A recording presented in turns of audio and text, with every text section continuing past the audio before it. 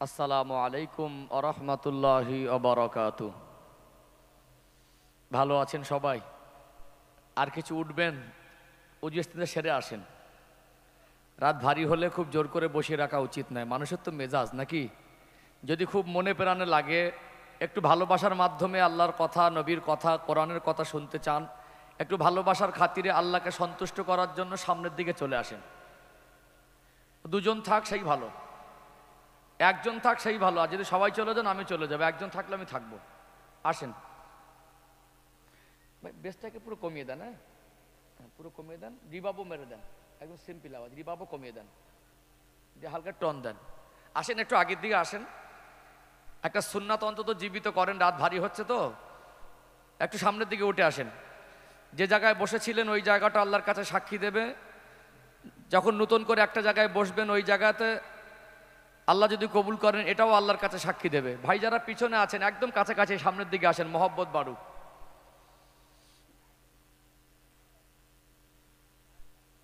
আসেন, দুজন থাকলেও মন খুলে আলোচনা হবে নাকি। আসেন আসেন, উঠে আসেন। বাবাজি একটু কষ্ট করে আসেন, ভালোবাসা দেন সন্তানের মতো, ভাইয়ের মতো। দুজন থাক, আমার ভালোবাসার মানুষ একজন থাক। আসেন। আরো যদি কারোর অসুবিধা হয় উঠে ঘুরে আসতে পারেন, অসুবিধা নেই। আমারও খুব বেশি মানুষের খিদে নেই, একজন থাক, অসুবিধা নেই। ভাই একটুখানি সামনের দিকে আসেন, চোখে চোখে আসেন, জমে জমে বসি না।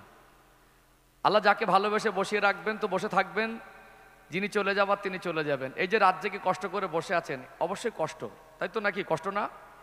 2 ঘন্টা শুনলেন, আবার 2 ঘন্টা, আবার শুনলেন, ফের আবার 2 ঘন্টা, মানুষ তো। তবে আমি আপনাদের বিনিময় বদলা দিতে পারবো না, দেবেন আমার আল্লাহ।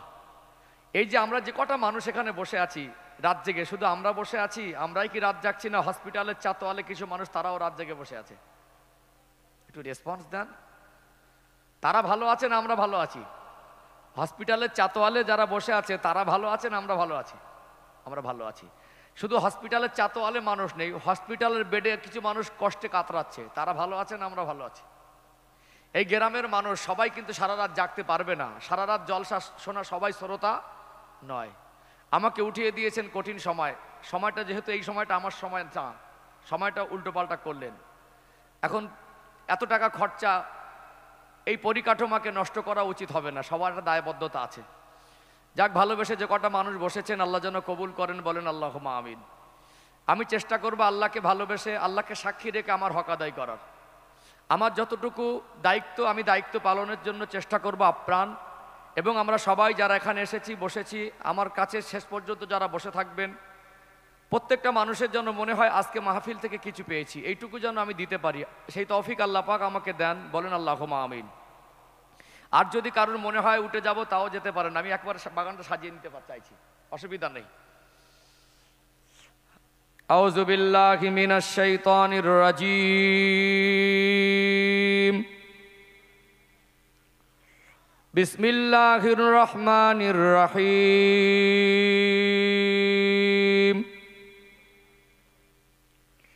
নাহমাদুহু ওয়া নুসাল্লি আলা রাসূলিহিল কারীম।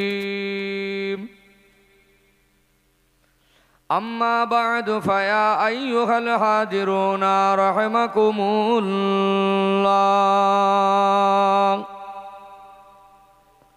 قال الله تعالى في كلامه المجيد وفي الفرقان الحميد: يا أيها الذين آمنوا اتقوا الله حق تقاته ولا تموتن إلا وأنتم مسلمون. قال رسول الله صلى الله عليه وسلم: أكمل الإيمان أحسنهم خلقا. وقال الله تعالى في كلامه المجيد وفي الفرقان الحميد: إن الله ওয়া মালাইকাতুহু ইউসাল্লুনা আলান নবী ইয়া আইয়ুহাল্লাযীনা আমানু সাল্লু আলাইহি ওয়া সাল্লিমু তাসলিমা আল্লাহুম্মা সাল্লি আলা সাইয়্যিদিনা মাওলানা মুহাম্মদ ওয়া আলা আলি সাইয়্যিদিনা।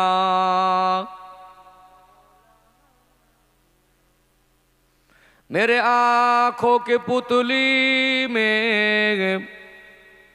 जलवा मोहम्मद का सल्लल्लाहु अलैहि वसल्लम, मेरे दिल की आईना में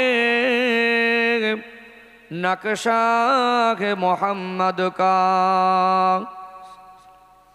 कोई जन्नत में जाएगा, कोई दोज़खों में पहुँचेगा, मदीने की तरफ दौड़ेगा दीवाना मोहम्मद का। अल्लाहुम्मा सल्ले अला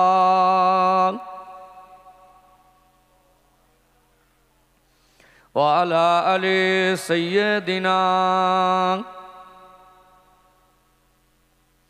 ला मक़सूदा इल्लल्लाह, ला मौजूदा इल्लल्लाह, ला मक़सूदा इल्लल्लाह, ला मौजूदा इल्लल्लाह, ला मतलूबा इल्लल्लाह, ला महबूबा इल्लल्लाह। बोलो ला इलाहा इल्लल्लाह, ला इलाहा इल्लल्लाह, ला इलाहा इल्लल्लाह मुहम्मदुर রাসূলুল্লাহ।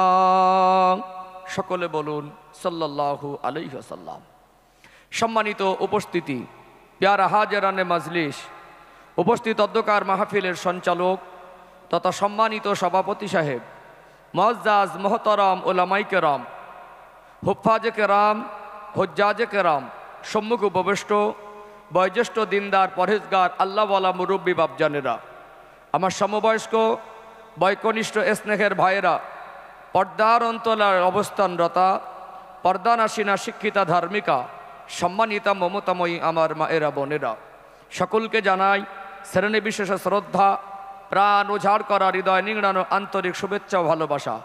সকলে সমবেত হয়ে সর্বপ্রথম আল্লাহ পাকের দরবারে শুকরিয়া জ্ঞাপন করি যে আল্লাহ পাক তাহাজ্জুদের রক্তে আরামের বিছানা থেকে আলাদা করে সুস্থ শরীরে এই পবিত্র নূরানি মজলিসে গুটিকত কিছু মানুষকে দিন শরিয়াতের জ্ঞান অন্বেষণের উদ্দেশ্যে এখনো পর্যন্ত বসে থাকার মতো তৌফিক দান করেছেন।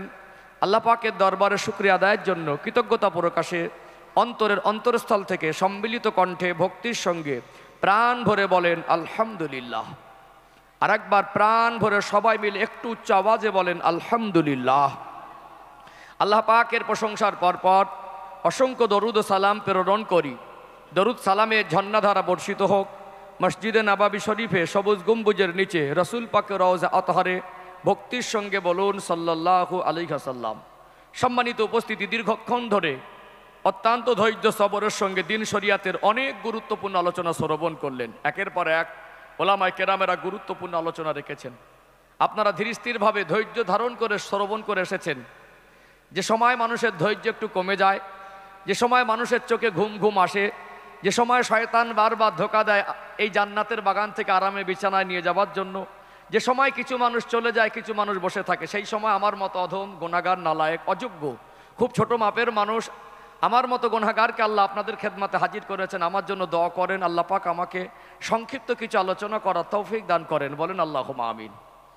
একটা মানুষের যখন বড় স্বপ্ন থাকে, তার স্বপ্নের একটা ভিত তৈরি করতে হয়।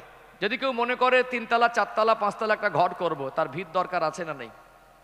কিছু কথা ভালোবাসার মাধ্যমে পৌঁছে যেতে গেলে একটা প্রাথমিক ভিত তৈরি করতে হবে, তার উপর থেকে চলবো ইনশাআল্লাহ। সম্মানিত ভাইয়েরা, আমি এখন এমন হয়ে গেছি, আমার কাছে আর বেশি মানুষটাকে অনেক বড় মনে হয় না, আর কম মানুষটাকে অনেক কমও মনে হয় না। ভালোবাসার মানুষটা আমার কাছে বড় মনে হয়।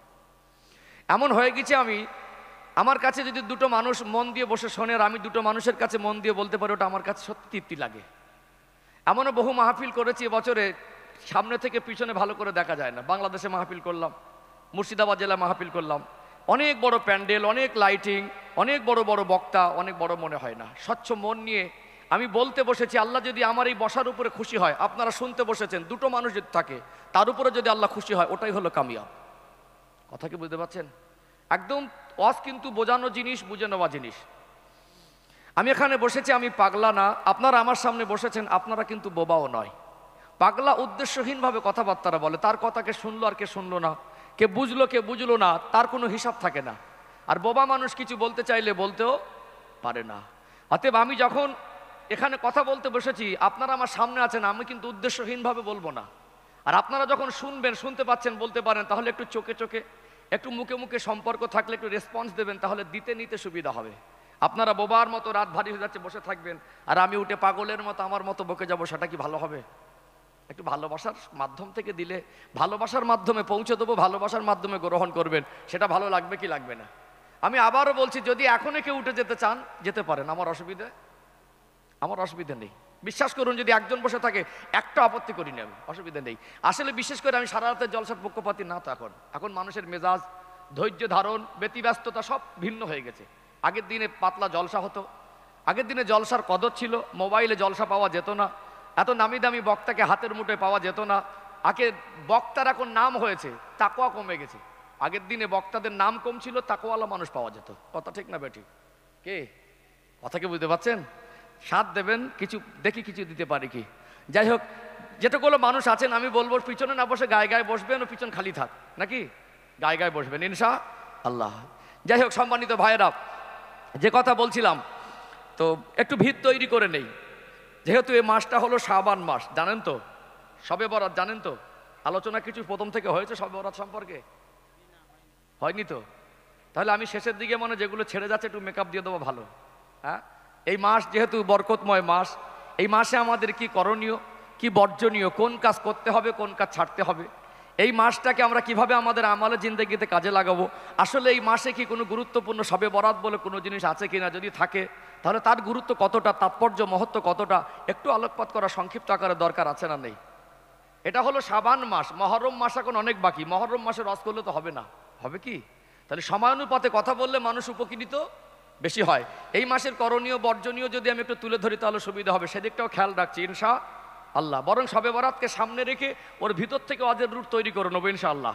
চলুন, আল্লাহ পাকের পবিত্র কালাম কোরআন শরীফ থেকে ছোট্ট একটি আয়াতে কারিমা তেলাওয়াত করেছি, তার সাথে সাথে নবী পাকের পবিত্র জবানে বর্ণিত অগণিত হাদিস থেকে ছোট্ট একটি হাদিসের টুকরা পেশ করেছি। সংক্ষিপ্ত ব্যাখ্যা বিশ্লেষণের পরপর আলোচনায় ফিরে আসবো ইনশাআল্লাহ। একটু ভিত তৈরি করে নেই। যে আয়াত তেলাওয়াত করেছি কোরআন শরীফের 4 নম্বর পারার 2 নম্বর পৃষ্ঠা শুরুতে পাবেন, সূরা আল ইমরানের 102 নম্বর আয়াত। আল্লাহ পাক আমাকে আপনাকে উদ্দেশ্য করে বলছেন, ইয়া আইয়ুহাল্লাযীনা আমানু, হে বিশ্বাসী বান্দা বান্দিরা, ইত্তাকুল্লাহা হাক্কা তুকাতি, আমি আল্লাহকে ভয় করার মতো ভয় করো, ওয়ালা তামুতুন্না ইল্লা ওয়া আনতুম মুসলিমুন, মরতে যদি হয় পরিপূর্ণ মুসলমান না হয়ে মৃত্যুবরণ করো না।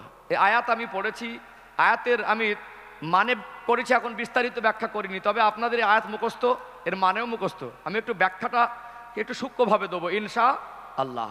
আল্লাহ পাক আমাদেরকে বলেছেন ভয় করার মতো ভয় করো। আমরা সবাই কিন্তু আল্লাহকে ভয় করি, তবে ভয় করা আর ভয় করার মতো করার মধ্যে পার্থক্য আছে, আছে না নেই? অতএব ভয় করার মতো ভয় করা কাকে বলে? একটা মানুষ যদি রাতের অন্ধকারে নিজেকে গোনা থেকে বাঁচাতে না পারে, তাহলে ওই মানুষটা ভয় করে, ভয় করার মতো ভয় করতে পারে না। কারণ রাতের অন্ধকারে একটা মানুষ যদি নফসের খায়সাতে পড়ে, শয়তানের ধোঁকা পড়ে গোনা করতে চায়, তার অন্তরে যদি আল্লাহর ভয় থাকে, ওই অন্ধকারে কেউ না দেখলে দেখেন কে? আল্লাহ। তাহলে আমরা যদি রাতের অন্ধকারে নিজেকে গোনা থেকে বাঁচাতে না পারি, আমরা আল্লাহকে ভয় করি, ভয় করার মতো এখন করতে পারিনি। যে মানুষটা আজান শোনার পরে মসজিদ পর্যন্ত পৌঁছাতে পারে না, ওই মানুষটা আল্লাহকে ভয় করে কিন্তু ভয় করার মতো ভয় করতে পারেনি। যে মানুষটা নিজেকে সুদ ঘুষ থেকে, জেনা ব্যভিচার থেকে, জুলুম অত্যাচার থেকে, অন্যায় অনাচার থেকে, দুনিয়াবি খারাপি থেকে নিজের জীবনটাকে পবিত্র রাখতে পারে না, ওই মানুষটা আল্লাহকে ভয় করে কিন্তু পর্যাপ্ত পরিমাণে ভয় করতে পারিনি। আমরা মানুষ হিসাবে আমি যে কথাগুলো বলেছি, যে মানুষ তাহলে কি গোনা করবে না? অবশ্যই মানুষের দ্বারা গোনা হয়ে যাওয়া সম্ভব। আমি হুজুর আমার দ্বারা একটা ভুল হয়ে যেতে পারে, আপনি মানুষ আপনার দ্বারা একটা ভুল হয়ে যেতে পারে। মানুষ মাত্র তার জীবনে ভুল হয়ে যাওয়াটা স্বাভাবিক। আমরা কেউ বলতে পারবো না আমাদের গুনাহ নেই, গুনাহ আমাদের আছে। কিন্তু একদল মানুষ যারা গুনাহ করে, গুনাহ করার পরেও আল্লাহ পাক এক শ্রেণীর গুনাহগারকে ভালোবাসে। বলুন সুবহানাল্লাহ। তারা কারা? যারা গুনাহ করার পর অনুতপ্ত হয়। যদি গুনাহ করার পরে ভিতরে একটা অস্থিরতা দেখা দেয়, যতক্ষণ না আমি আল্লাহর কাছে মাফি চাইছি, যতক্ষণ না তওবা করছি, যতক্ষণ না আমি আল্লাহর রাস্তায় ফিরে আসছি, ততক্ষণ না আমার ভিতরের অস্থিরতা কমবে না। ওটা আল্লাহর ভয়। কার ভয়? যদি একটা মানুষের অন্তর অধিক পরিমাণে আল্লাহর ভয় থাকে, তাহলে ওই মানুষটা গুনাহ করার পরেও আল্লাহর কাছে তওবা চাওয়ার মতো মানসিকতা তৈরি হয়ে যায়, আল্লাহর কাছে মাফি চাওয়ার মতো মানসিকতা তৈরি হয়ে যায়। কথা ঠিক না বেঠিক?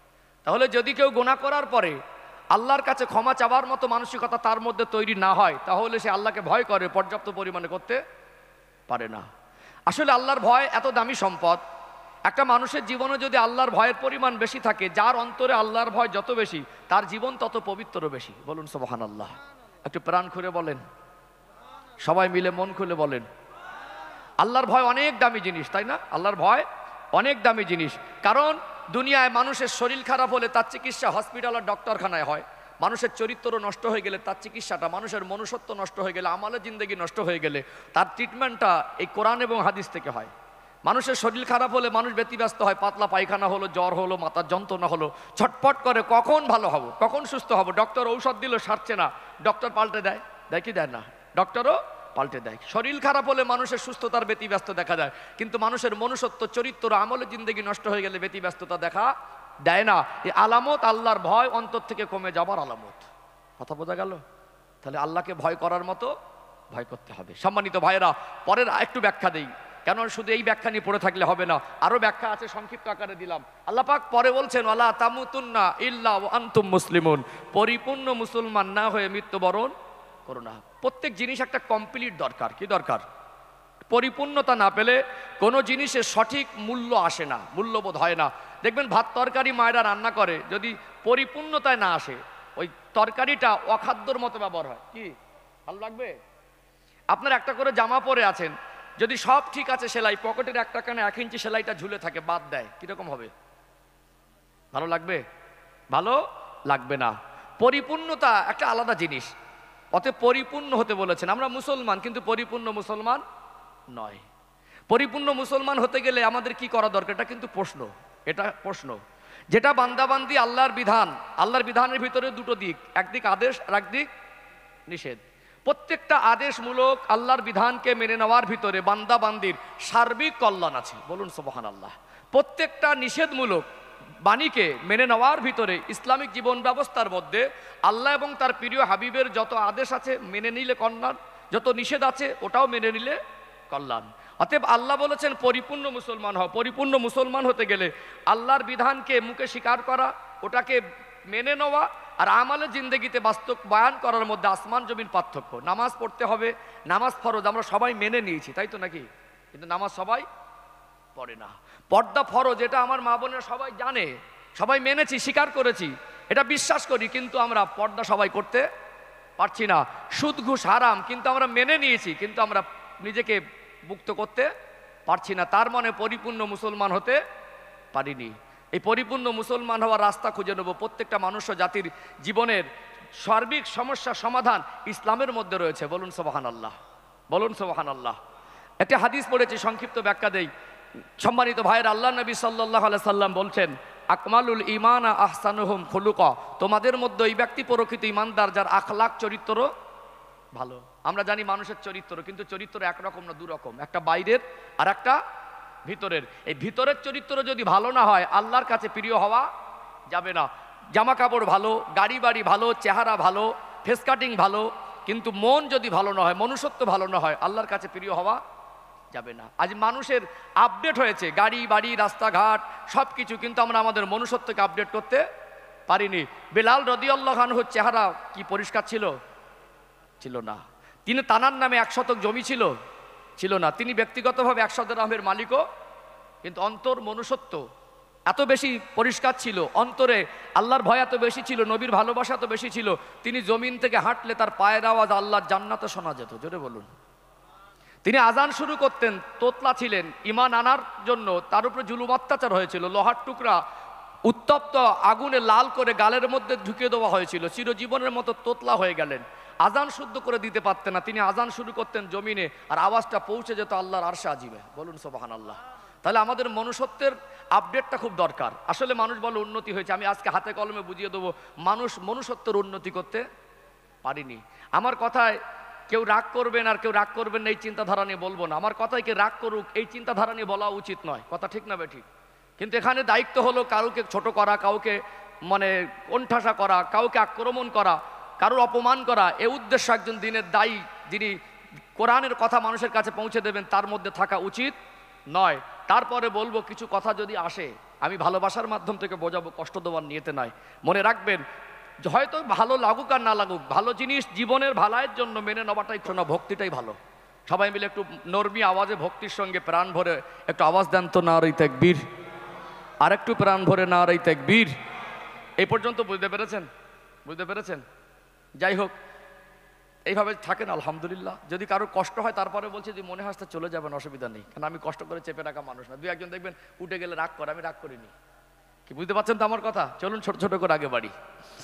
সোনার মানিকেরা, নজওয়ান তরুণেরা, ও সোনার ময়না যুবকেরা, আব্বার মায়েরা, আল্লাহ দয়াময় আমাকে আপনাকে দুনিয়ায় পাঠিয়েছেন মন মর্জি চলার জন্য নয়। আমি আপনি দুনিয়ায় এসেছি একা একা আসি নাই। যেমন আমি আপনি দুনিয়া জমিনে একা একা আসি নাই, তেমনি আল্লাহ যখন ডাক দেবেন লাঠির বলে, পাটির বলে, শিক্ষার বলে, নেতৃত্বের বলে, যতই ক্ষমতা থাকুক না কেন, আল্লাহর ডাক ফিরিয়ে দেওয়ার ক্ষমতা পৃথিবীর কোনো মানুষের নাই। আল্লাহ পাক পবিত্র কালাম কোরআনুল কারিমে 29 নম্বর পারা সূরা আল মুলকের ভিতরে স্পষ্ট করে জানিয়ে দিলেন, আল্লাযী খলাকাল মাউতা ওয়াল হায়াতা লিয়াবলুয়াকুম আইয়ুকুম আহসানু আমালা। আল্লাহ দয়াময় বান্দা বান্দিকে জানিয়ে দিলেন, ও দুনিয়ার মানুষেরা, আমি আল্লাহ তোমাদের হায়াত আর মৌতের মাঝে একটা সময় নির্ধারণ করে দিয়েছি। এই জন্যই সময়টা দিয়েছি, আমি আল্লাহ তোমাদের পরীক্ষার মধ্যে রেখেছি কতটুকু তোমরা নেক কাজ করতে পারো। ও ভাইয়েরা, বাবাজিরা, দুনিয়ায় যত মানুষ আমরা সব আল্লাহর হিসাবে পরীক্ষার্থী। এই জীবনে যা করেছি, জীবনে যা করছি, জিন্দেগিতে যা করব, এই পর্যন্ত শেষ নয়। এই জীবনের হিসাব আল্লাহ পাকের দরবারে দিতে হবে কি হবে না? ওয়ালা তাজিরু ওয়াজিরাতু বিজরা উখরা। আপনার গোনার ভাগিদার কেউ হবে না, বিবি বাচ্চা হবে না, বন্ধু বান্ধব হবে না। নিজের গোনার বোঝা মাথায় নিয়ে আল্লাহর সামনে একবার হিসাব দেওয়ার জন্য সবাইকে দাঁড়াতে হবে কি হবে না? চলেই যদি যেতে হয়, হিসাব যদি দিতে হয়, এই জীবনের আমালে জিন্দেগির হিসাব যদি আল্লাহ দয়াময় তিল তিল করে বুঝে নেন, এই জীবনের আমালের হিসাবের উপরে যদি আল্লাহ দয়াময় জান্নাত আর জাহান্নাম নির্ভর করেন, এই জীবন পরিবর্তন করা দরকার আছে না নেই? সবাই বলেন আছে না নেই?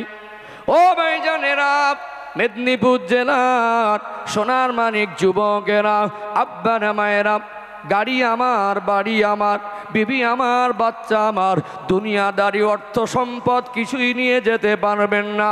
কোটি কোটি টাকার মালিক ওই মানুষটাও মারা যাবে, ভিক্ষুকও মারা যাবে। রাজা মরে গেলে রাজার জন্য কবরস্থানে 3.5 হাত জায়গাটা বরাদ্দ, ভিক্ষুক মারা গেলে কবরস্থানে 3.5 হাত জায়গাটাই বরাদ্দ। দুনিয়ায় মনে করেছিল রাজা আর ও ফকির ছিল।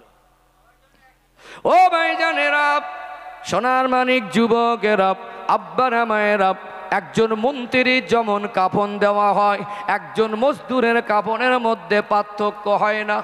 কি ছিল, চেহারা কেমন, কত দামি মানুষ ছিলেন, ওটা আপনার দেখে বিচার হবে না। মনুষ্যত্বটা আল্লাহ পাক পছন্দ করেন, আমালে জিন্দেগি আল্লাহ পাক পছন্দ করেন।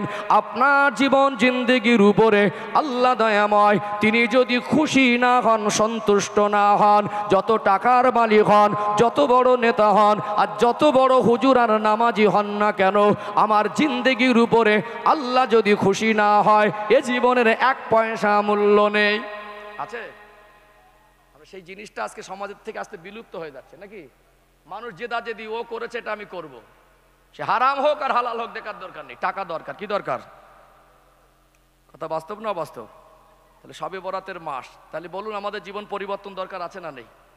অবাক হয়ে যায় মানুষ, আমরা আছি মাঝে মাঝে খুব ভাবি, এত পরিশ্রম করি, রাতে বাড়ি ফিরি, যে এত কষ্ট করছি, যে টাকাগুলো কমিটি দিল এটা তো আমি কবরে নিয়ে যেতে পারবো না। বিশ্বাস করুন মাঝে মাঝে ভাবি, শুধুমাত্র চোখটা বন্ধ হবার অপেক্ষা। দুনিয়ায় কত আপন আছে, কেউ আপনার সঙ্গে হবে না। আব্বা অসুস্থ, মৌতে জাকানদানির কষ্ট হচ্ছে, ছেলেটা আব্বার মাথাটা কোলের উপরে নিয়ে জড়িয়ে ধরে 4 ঘন্টা ধরে চোখের পানি ফেলে কাঁদছে, আব্বাকে সান্ত্বনা দিচ্ছেন। যতই হোক মরণের সময় সান্ত্বনা দেয়, আব্বাজান আপনি সুস্থ হয়ে যাবেন। ডক্টরখানা নিয়ে যাচ্ছে, আব্বাজান আপনি সুস্থ হয়ে যাবেন। ঔষধ দিচ্ছে, আব্বাজান আপনি সুস্থ হয়ে যাবেন। রাত 8টার সময় আব্বাকে কোলে নিয়ে বসেছে, রাত 2টোর সময় ইন্তেকাল হয়ে গেল। ওই 6 ঘন্টা মতো বসেছিল, 8 আর 4 12 আর 2 6 ঘন্টা। পরের দিন আসরের পরে জানাজা হয়ে গেল, অনেক টাকার মালিক। যে ছেলেটা আব্বা যতক্ষণ বেঁচে ছিল মৌতের আগ মুহূর্ত পর্যন্ত 6 ঘন্টা কোলের উপর রেখেছিল, পরের দিন রাত 12টায় 6 মিনিট আব্বার কবরের ধরে দাঁড়ায় না। কি দাঁড়াবে কেউ? দাঁড়ায়? ও ভাইজানেরা, সোনার মানিক যুবকেরা, আব্বারা মায়েরা, মানুষের অন্তরটা শক্ত হয়ে গেছে, পাথরের মতো হয়ে গেছে, কবরস্থানের ধারে আজ যেতে চায় না, মরণের কথা শুনতে আর পছন্দ হয় না। মানুষ এখন দুনিয়াদারির মধ্যে ডুবে গেছে। আল্লাহ দয়াময় এই দুনিয়ায় পাঠিয়েছেন, আমার আপনার জীবনের হিসাব কিন্তু দিতে হবে। আল্লাহ দয়াময় আমাকে আপনাকে অনেক বেশি ভালোবাসেন। আল্লাহ পাক তিনি দয়া করে মেহেরবানি করে আমার আপনার যাতে জান্নাতটা সহজ হয়, আমরা যাতে পরীক্ষায় সহজে পাশ করতে পারি, সহজে যাতে জাহান্নামের আগুন থেকে বাঁচতে পারি। আল্লাহর বড় দয়া, আল্লাহর বড় করুণা আমাদের প্রতি, আমাদের আল্লাহর অফুরন্ত ভালোবাসা। তিনি ভালোবেসে দয়া করে নূর নবী, দয়ার নবী, মায়ার নবী, রাহমাতাল লিল আলামিন, যে নবীকে আল্লাহ পাক সৃষ্টির মধ্যে শ্রেষ্ঠ করেছেন, সেই নবীর উম্মত হওয়ার নসিব দান করেছেন। আরো জোরে বলুন আল্লাহ দয়াময় আমাকে আপনাকে ধর্ম দিলেন, আল্লাহর মনোনীত ধর্ম, ওটা হলো ইসলাম। আল্লাহ পাক আমাদের নবী দিলেন, যিনি ইমামুল আম্বিয়া, যিনি খাতামান নবিয়্যিন, যিনি সাইয়্যিদুল মুরসালিন, যিনি আল্লাহর সৃষ্টির মধ্যে শ্রেষ্ঠ নবী আল্লাহ আমাদের দিলেন। আল্লাহ পাক আমাদের কিতাব দিলেন। আল্লাহর আসমানের নিচে জমিনের উপরে ইতিপূর্বে এত দামি কিতাব ছিল না, ভবিষ্যতে কিয়ামত পর্যন্ত হবে না। আল্লাহ শ্রেষ্ঠ কিতাব দিলেন, শ্রেষ্ঠ নবী দিলেন, শ্রেষ্ঠ ধর্ম দিলেন বাংলার মানুষের জন্য। আল্লাহ দয়া করে একেবারে 2023-24 সালে মানুষ যখন বিভ্রান্তির মধ্যে, মানুষ যখন দলমত নিয়ে মারামারি, ধর্ম নিয়ে বাড়াবাড়ি, মানুষ যখন আলেমদের বক্তব্যের হিংসায় ডুবে গিয়ে কোনটা ঠিক আর কোনটা ভুল নির্ধারণ করতে গিয়ে হিমশিম খেয়ে যাচ্ছে, আল্লাহ এদের মাঝে ফুরফুরা দরবার শরীফের মুজাদ্দেদ জামানকে আল্লাহ পাক আলো দিশারি হিসাবে বাংলার মানুষের জন্য নিয়ামত করেছেন। আরো জোরে বলুন, কথা বাস্তব না বাস্তব? হিমশিম খাচ্ছে না মানুষ কোনটা ঠিক আর কোনটা ভুল? আমার খুব ক্ষুদ্র নজরে আমি দেখেছি, আমার এই বয়স 37 বছর আবার হবে মনে হয়, আমি 10 বছর একটা টাইটেল পর্যন্ত, দরা হাদিস পর্যন্ত মাদ্রাসা শিক্ষকতা করেছি, নিজে ইস্তফা দিলাম। ওই 10 আর এই 6-16 বছর আমি জলসা লাইনে, আমি বিভিন্ন পরিবেশে উঠা বসা করেছি। অনেক আলেমরা, আল্লাহ শুকরিয়া, আমাদের ছাত্র, আমি গর্ব করিনি কোনোদিন, আমি নিজেকে আলেম মনে করিনি, সেই জ্ঞান আমার ভিতরে নেই। একটা আলেম হতে গেলে তার ভিতরে যত তাকওয়া দরকার, তার যত আমানতদারি দরকার, তার ভিতরে যত আল্লাহর ভয় দরকার।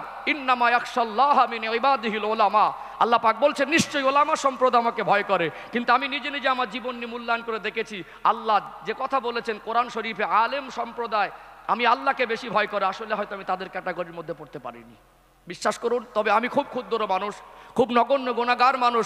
আমি আমার গবেষণায় দেখেছি 2023 সাল আর 24 সালে জাতির কাছে সব থেকে বড় ফিতনা ধর্ম নিয়ে বাড়াবাড়ি। কি কথা ঠিক না বেঠিক?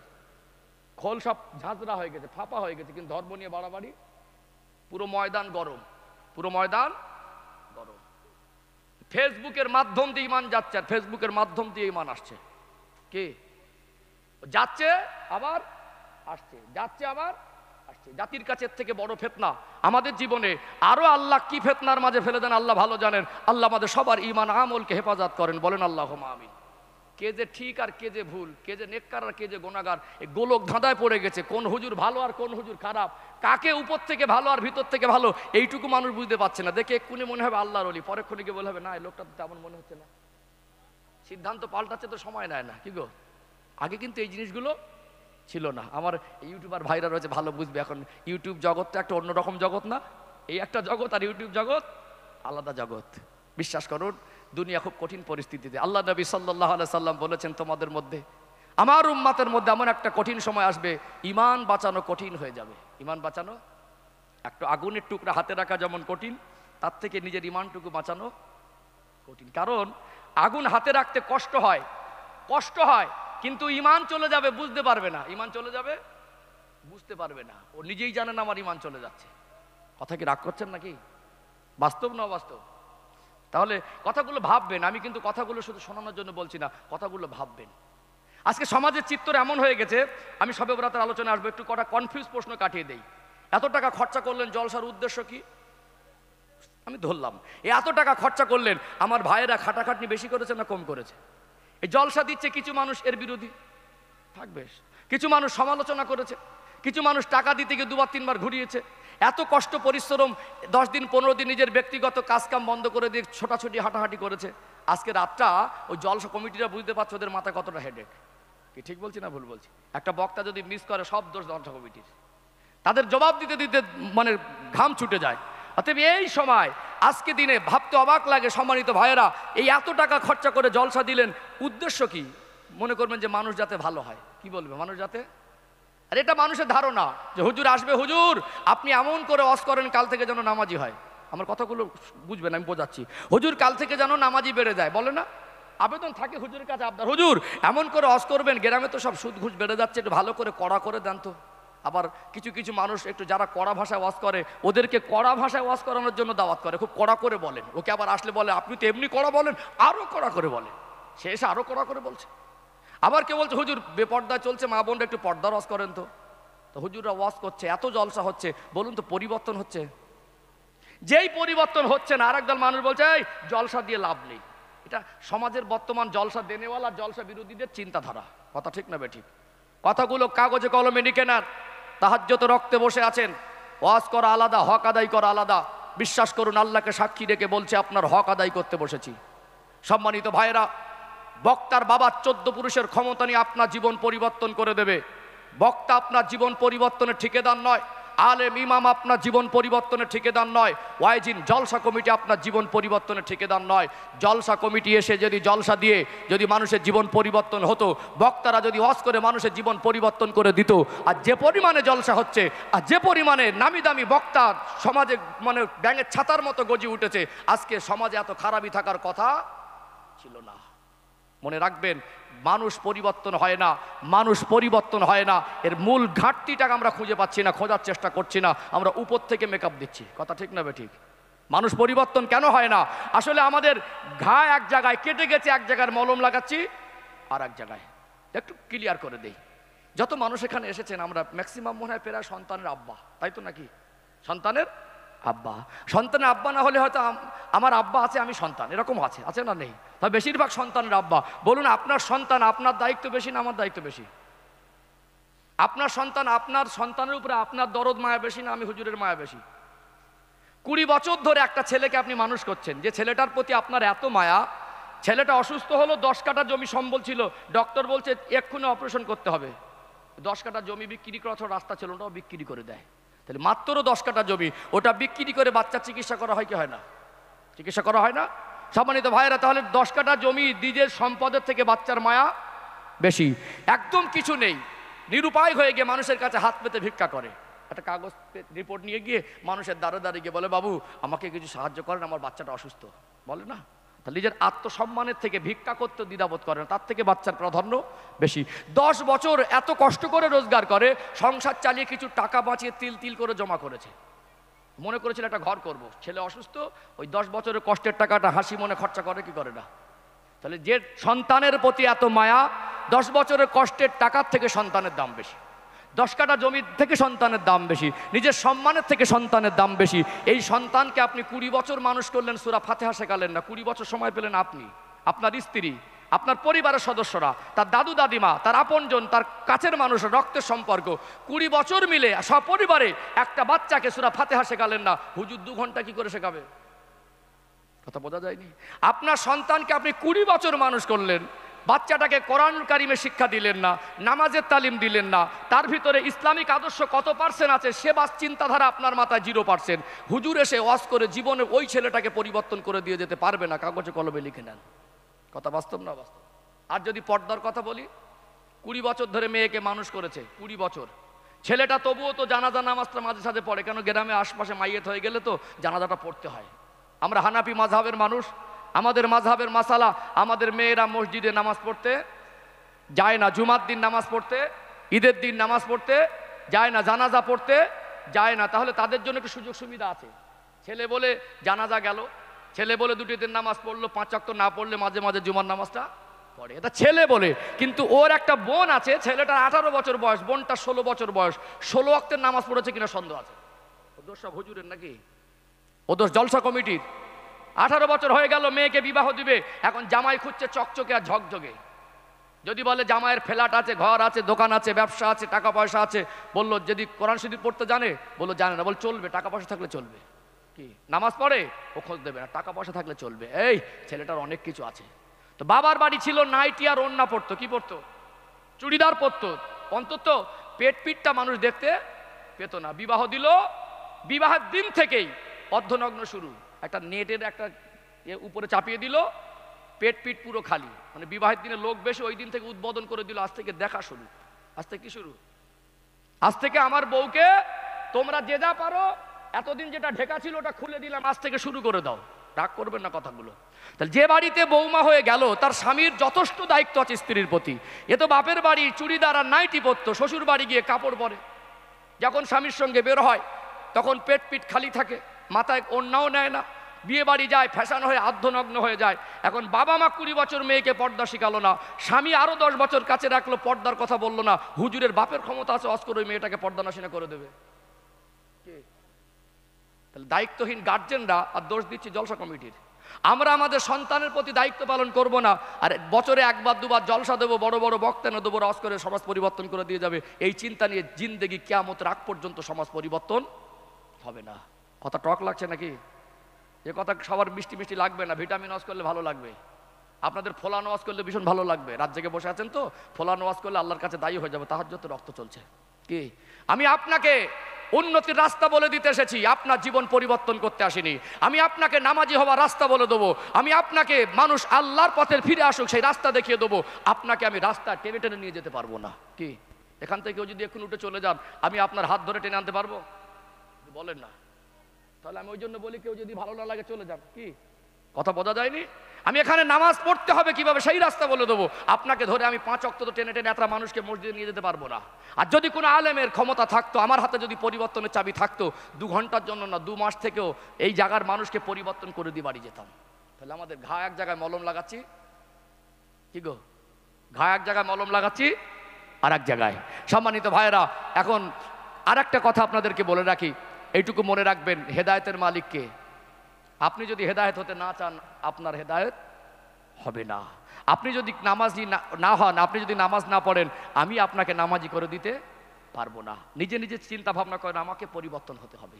নিজের মধ্যেই চেতনা তৈরি করেন, আমার বাচ্চাকে আমি ইসলামিক জীবন ব্যবস্থার মধ্যে বড় করব, মানুষ করব। ডক্টর মাস্টার হলেও, ইঞ্জিনিয়ার ব্যারিস্টার উকিল হলেও, ব্যবসায়ী হলেও, বিজনেসম্যান হলেও, ছেলেটা আমার ছেলেটা অন্তত থেকে কোরআন শিখবে, নামাজ শিখবে, ইসলামের কিছু বিধিনিষেধ যেটা তার জীবনে দরকার সেগুলো শিখবে।